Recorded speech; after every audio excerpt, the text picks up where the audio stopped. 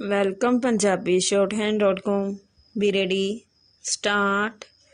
ਭਾਵੇਂ ਮੀਡੀਆ ਨੂੰ ਕੰਟਰੋਲ ਕਰਨ ਅਤੇ ਆਪਣੇ ਹਿਸਾਬ ਨਾਲ ਚਲਾਉਣ ਲਈ ਵਰਤਮਾਨ ਕੇਂਦਰੀ ਸਰਕਾਰ ਵੱਲੋਂ ਵੱਖ-ਵੱਖ ਪੱਧਰਾਂ 'ਤੇ ਅਨੇਕਾਂ ਯਤਨ ਕੀਤੇ ਜਾ ਰਹੇ ਹਨ, ਪਰ ਇਸ ਸਭ ਕੁਝ ਦੇ ਬਾਵਜੂਦ ਇਹ ਆਵਾਜ਼ ਉੱਚੀ ਹੁੰਦੀ ਜਾ ਰਹੀ ਹੈ ਕਿ ਮੌਜੂਦਾ ਸਰਕਾਰ ਆਪਣੇ ਸਿਆਸੀ ਵਿਰੋਧੀਆਂ ਨੂੰ ਦਬਾਉਣ ਲਈ ਅੱਤਵਾਦ, ਦੇਸ਼ ਧਰੋਹ ਅਤੇ ਗੈਰ ਕਾਨੂੰਨੀ ਸਰਗਰਮੀਆਂ ਰੋਕਣ ਲਈ ਬਣਾਏ ਗਏ ਕਾਨੂੰਨਾਂ ਦੀ ਦੁਰਵਰਤੋਂ ਕਰ ਰਹੀ ਹੈ।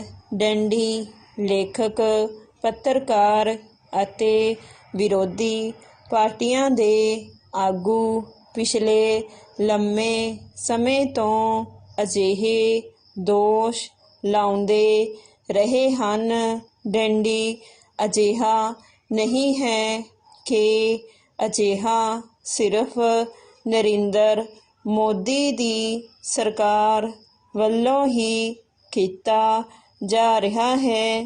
ਪਹਿਲੀਆਂ ਕਾਂਗਰਸੀ ਸਰਕਾਰਾਂ ਵੱਲੋਂ ਵੀ ਅਜਿਹਾ ਕੀਤਾ ਜਾਂਦਾ ਰਿਹਾ ਹੈ। ਡੰਡੀ ਰਾਜਾਂ ਦੀ ਪੱਧਰ 'ਤੇ ਵੀ ਅਜਿਹਾ ਹੁੰਦਾ ਰਿਹਾ ਹੈ। ਡੰਡੀ ਪਰ ਹੁਣ ਇਹ ਮਾਮਲਾ ਦੇਸ਼ ਦੀ ਸਰਵਉੱਚ ਅਦਾਲਤ ਸੁਪਰੀਮ ਕੋਰਟ ਵਿੱਚ ਪਹੁੰਚ ਗਿਆ ਹੈ। ਡੰਡੀ ਸੁਪਰੀਮ ਕੋਰਟ ਵਿੱਚ ਦੇਸ਼ ਧਰੋਹ ਸੰਬੰਧੀ ਕਾਨੂੰਨ, ਜਿਸ ਨੂੰ ਭਾਰਤੀ ਦੰਡ ਵਿਧਾਨ ਦੀ ਧਾਰਾ 124A ਵਜੋਂ ਜਾਣਿਆ ਜਾਂਦਾ ਹੈ, ਨੂੰ ਕਈ ਧਿਰਾਂ ਵੱਲੋਂ ਚੁਣੌਤੀ ਦਿੱਤੀ ਗਈ ਹੈ।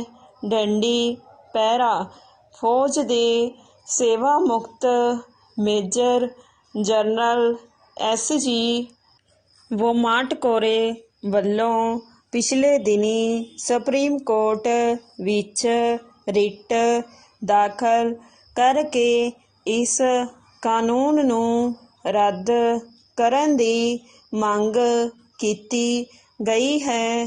ਡੰਡੀ ਉਨ੍ਹਾਂ ਨੇ ਦੋਸ਼ ਲਾਇਆ ਹੈ ਕਿ ਦੇਸ਼ ਵਿੱਚ ਇਸ ਕਾਨੂੰਨ ਦੀ ਵੱਡੀ ਪੱਧਰ 'ਤੇ ਦੁਰਵਰਤੋਂ ਹੋ ਰਹੀ ਹੈ ਅਤੇ ਸਰਕਾਰਾਂ ਅਸਹਿਮਤੀ ਦੀਆਂ ਆਵਾਜ਼ਾਂ ਨੂੰ ਇਸ ਰਾਹੀਂ ਦਬਾਉਣ ਦੀ ਕੋਸ਼ਿਸ਼ ਕਰ ਰਹੀਆਂ ਹਨ। ਡੰਡੀ ਇਸੇ ਕਾਨੂੰਨ ਨੂੰ ਐਡੀਟਰਜ਼ ਗਿਲਡ ਆਫ ਇੰਡੀਆ ਅਤੇ people's union for civil liberties ਨੇ ਵੀ ਸੁਪਰੀਮ ਕੋਰਟ ਵਿੱਚ ਚੁਣੌਤੀ ਦਿੱਤੀ ਹੈ। ਡੰਡੀ ਸੁਪਰੀਮ ਕੋਰਟ ਨੇ ਇਹਨਾਂ ਰਿਟ ਪਟੀਸ਼ਨਾਂ 'ਤੇ ਕੇਂਦਰ ਸਰਕਾਰ ਨੂੰ ਨੋਟਿਸ ਜਾਰੀ ਕਰਕੇ ਪੁੱਛਿਆ ਹੈ ਕਿ ਕੀ ਦੇਸ਼ ਧਰੋਹ ਦਾ ਇਹ ਕਾਨੂੰਨ, ਜਿਹੜਾ ਕਿ ਅੰਗਰੇਜ਼ਾਂ ਵੱਲੋਂ ਦੇਸ਼ ਦੀ ਆਜ਼ਾਦੀ ਲਈ ਸੰਘਰਸ਼ ਕਰਨ ਵਾਲੇ ਦੇਸ਼ ਭਗਤਾਂ ਖਿਲਾਫ ਵਰਤਿਆ ਜਾਂਦਾ ਸੀ, ਨੂੰ ਹੁਣ 75 ਸਾਲ ਬਾਅਦ ਵੀ ਕਾਨੂੰਨ ਦੀ ਕਿਤਾਬ ਵਿੱਚ ਬਣਾਈ ਰੱਖਣ ਦੀ ਜ਼ਰੂਰਤ ਹੈ। ਪ੍ਰਸ਼ਨ ਚਿੰਨ੍ਹ ਇਸ ਦੇ ਨਾਲ ਹੀ ਸੁਪਰੀਮ ਕੋਰਟ ਨੇ ਇਸ ਕਾਨੂੰਨ ਦੀ ਹੋ ਰਹੀ ਦੁਰਵਰਤੋਂ 'ਤੇ ਚਿੰਤਾ ਵੀ ਪ੍ਰਗਟ ਕੀਤੀ ਹੈ। ਡੰਡੀ ਸੁਪਰੀਮ ਕੋਰਟ ਵੱਲੋਂ ਦੇਸ਼ ਧਰੋਹ ਦੇ ਇਸ ਕਾਨੂੰਨ ਸੰਬੰਧੀ ਸੁਣਵਾਈ ਕਰਨ ਅਤੇ ਇਸ ਸੰਬੰਧੀ ਕੀਤੀਆਂ ਗਈਆਂ ਟਿੱਪਣੀਆਂ ਦਾ ਦੇਸ਼ ਭਰ ਵਿੱਚ ਸਵਾਗਤ ਹੋਇਆ ਹੈ। ਡੰਡੀ stop. Welcome Punjabi shorthand.com। B ready, start.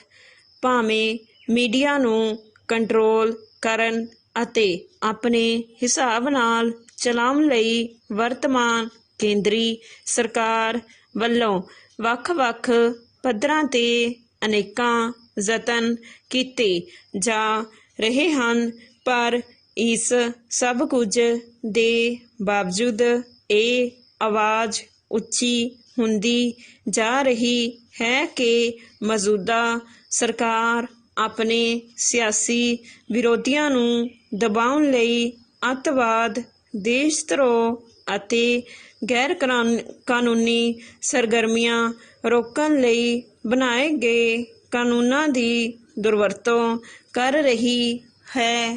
ਡੰਡੀ ਲੇਖਕ, ਪੱਤਰਕਾਰ ਅਤੇ ਵਿਰੋਧੀ ਪਾਰਟੀ ਦੇ ਆਗੂ ਪਿਛਲੇ ਲੰਮੇ ਸਮੇਂ ਤੋਂ ਅਜਿਹੇ ਦੋਸ਼ ਲਾਉਂਦੇ ਰਹੇ ਹਨ। ਡੰਡੀ ਅਜਿਹਾ ਨਹੀਂ ਹੈ ਕਿ ਅਜਿਹਾ ਸਿਰਫ ਨਰਿੰਦਰ ਮੋਦੀ ਦੀ ਸਰਕਾਰ ਵੱਲੋਂ ਹੀ ਕੀਤਾ ਜਾ ਰਿਹਾ ਹੈ, ਪਹਿਲੀਆਂ ਕਾਂਗਰਸੀ ਸਰਕਾਰਾਂ ਵੱਲੋਂ ਵੀ ਅਜਿਹਾ ਕੀਤਾ ਜਾਂਦਾ ਰਿਹਾ ਹੈ।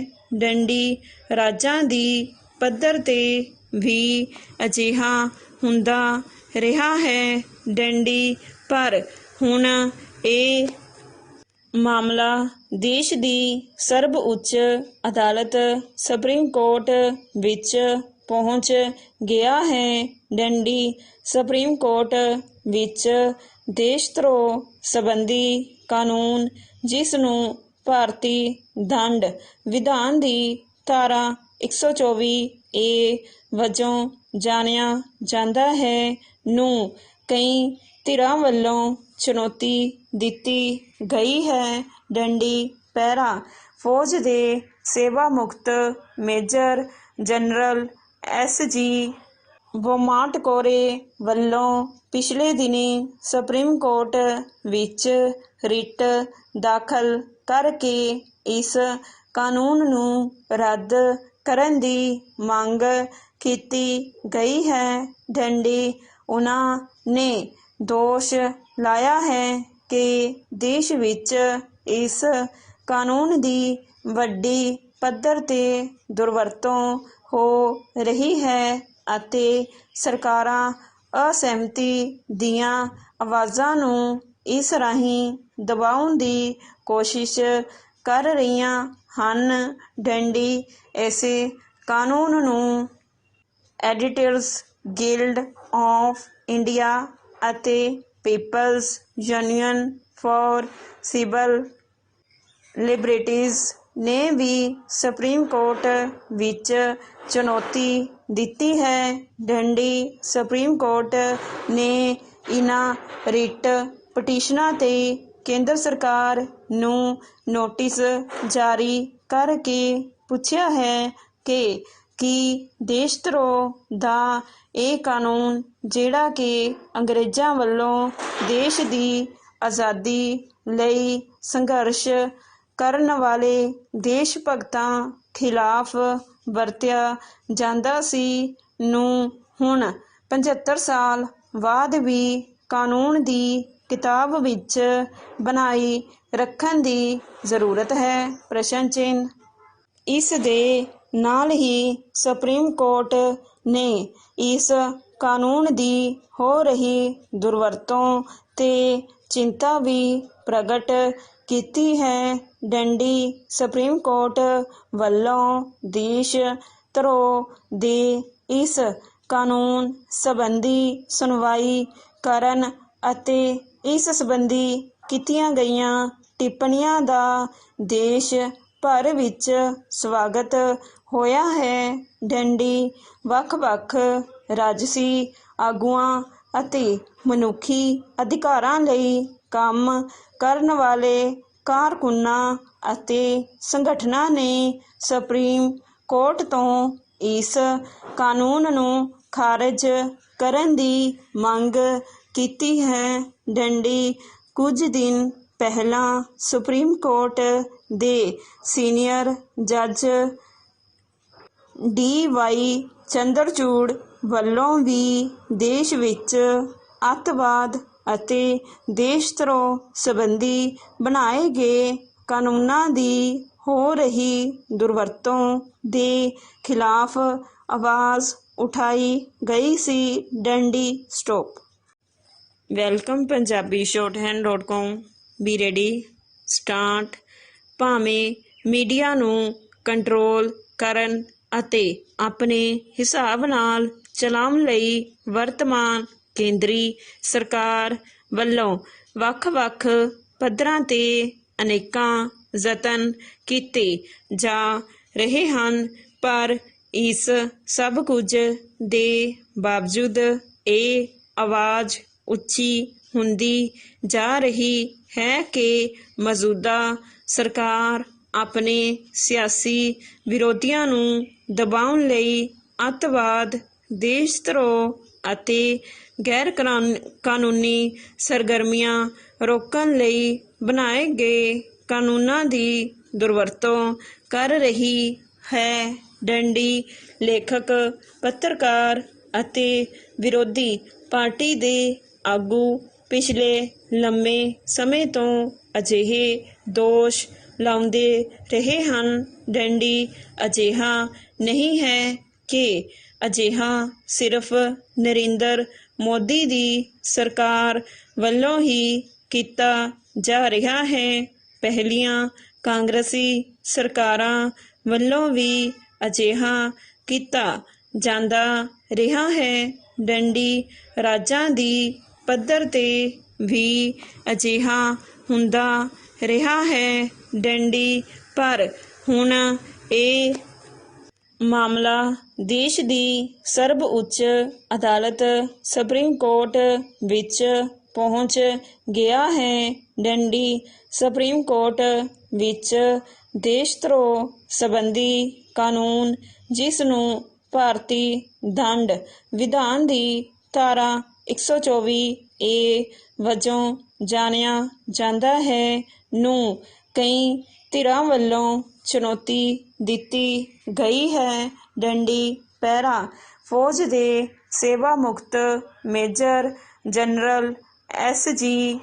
ਬੋਮਾਟਕੋਰੇ ਵੱਲੋਂ ਪਿਛਲੇ ਦਿਨੀਂ ਸੁਪਰੀਮ ਕੋਰਟ ਵਿੱਚ ਰਿਟ ਦਾਖਲ ਕਰਕੇ ਇਸ ਕਾਨੂੰਨ ਨੂੰ ਰੱਦ ਕਰਨ ਦੀ ਮੰਗ ਕੀਤੀ ਗਈ ਹੈ। ਡੰਡੀ ਉਨ੍ਹਾਂ ਨੇ ਦੋਸ਼ ਲਾਇਆ ਹੈ ਕਿ ਦੇਸ਼ ਵਿੱਚ ਇਸ ਕਾਨੂੰਨ ਦੀ ਵੱਡੀ ਪੱਧਰ 'ਤੇ ਦੁਰਵਰਤੋਂ ਹੋ ਰਹੀ ਹੈ ਅਤੇ ਸਰਕਾਰਾਂ ਅਸਹਿਮਤੀ ਦੀਆਂ ਆਵਾਜ਼ਾਂ ਨੂੰ ਇਸ ਰਾਹੀਂ ਦਬਾਉਣ ਦੀ ਕੋਸ਼ਿਸ਼ ਕਰ ਰਹੀਆਂ ਹਨ। ਡੰਡੀ ਇਸੇ ਕਾਨੂੰਨ ਨੂੰ ਐਡੀਟਰਜ਼ ਗਿਲਡ ਆਫ ਇੰਡੀਆ ਅਤੇ people's union for civil liberties ਨੇ ਵੀ ਸੁਪਰੀਮ ਕੋਰਟ ਵਿੱਚ ਚੁਣੌਤੀ ਦਿੱਤੀ ਹੈ।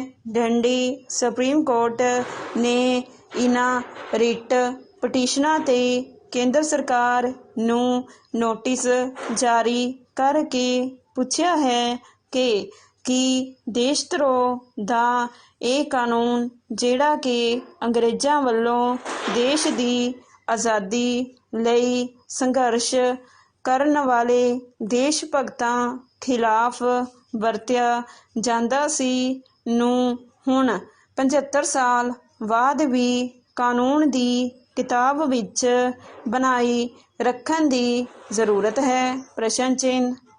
ਇਸ ਦੇ ਨਾਲ ਹੀ ਸੁਪਰੀਮ ਕੋਰਟ ਨੇ ਇਸ ਕਾਨੂੰਨ ਦੀ ਹੋ ਰਹੀ ਦੁਰਵਰਤੋਂ 'ਤੇ ਚਿੰਤਾ ਵੀ ਪ੍ਰਗਟ ਕੀਤੀ ਹੈ।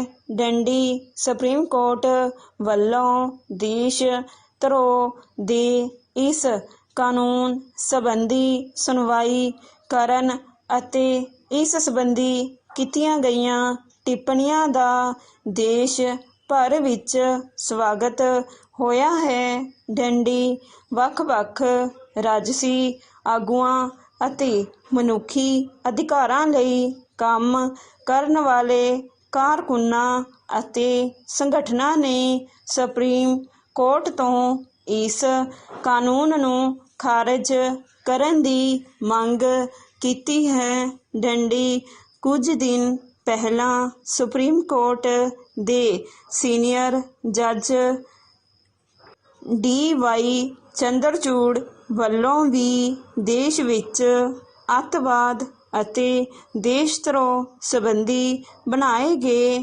ਕਾਨੂੰਨਾਂ ਦੀ ਹੋ ਰਹੀ ਦੁਰਵਰਤੋਂ ਦੇ ਖਿਲਾਫ ਆਵਾਜ਼ ਉਠਾਈ ਗਈ ਸੀ। ਡੰਡੀ stop. Welcome Punjabi shorthand.com B ready start. ਭਾਵੇਂ ਮੀਡੀਆ ਨੂੰ ਕੰਟਰੋਲ ਕਰਨ ਅਤੇ ਆਪਣੇ ਹਿਸਾਬ ਨਾਲ ਚਲਾਉਣ ਲਈ ਵਰਤਮਾਨ ਕੇਂਦਰੀ ਸਰਕਾਰ ਵੱਲੋਂ ਵੱਖ-ਵੱਖ ਪੱਧਰਾਂ ਤੇ ਅਨੇਕਾਂ ਯਤਨ ਕੀਤੇ ਜਾ ਰਹੇ ਹਨ, ਪਰ ਇਸ ਸਭ ਕੁਝ ਦੇ ਬਾਵਜੂਦ ਇਹ ਆਵਾਜ਼ ਉੱਚੀ ਹੁੰਦੀ ਜਾ ਰਹੀ ਹੈ ਕਿ ਮੌਜੂਦਾ ਸਰਕਾਰ ਆਪਣੇ ਸਿਆਸੀ ਵਿਰੋਧੀਆਂ ਨੂੰ ਦਬਾਉਣ ਲਈ ਅੱਤਵਾਦ, ਦੇਸ਼ਧਰੋਹ ਅਤੇ ਗੈਰ ਕਾਨੂੰਨੀ ਸਰਗਰਮੀਆਂ ਰੋਕਣ ਲਈ ਬਣਾਏ ਗਏ ਕਾਨੂੰਨਾਂ ਦੀ ਦੁਰਵਰਤੋਂ ਕਰ ਰਹੀ ਹੈ। ਡੰਡੀ ਲੇਖਕ, ਪੱਤਰਕਾਰ ਅਤੇ ਵਿਰੋਧੀ ਪਾਰਟੀਆਂ ਦੇ ਆਗੂ ਪਿਛਲੇ ਲੰਮੇ ਸਮੇਂ ਤੋਂ ਅਜਿਹੇ ਦੋਸ਼ ਲਾਉਂਦੇ ਰਹੇ ਹਨ। ਡੰਡੀ ਅਜਿਹਾ ਨਹੀਂ ਹੈ ਕਿ ਅਜਿਹਾ ਸਿਰਫ ਸ਼੍ਰੀ ਨਰਿੰਦਰ ਮੋਦੀ ਦੀ ਸਰਕਾਰ ਵੱਲੋਂ ਹੀ ਕੀਤਾ ਜਾ ਰਿਹਾ ਹੈ। ਪਹਿਲੀਆਂ ਕਾਂਗਰਸੀ ਸਰਕਾਰਾਂ ਵੱਲੋਂ ਵੀ ਅਜਿਹਾ ਕੀਤਾ ਜਾਂਦਾ ਰਿਹਾ ਹੈ। ਡੰਡੀ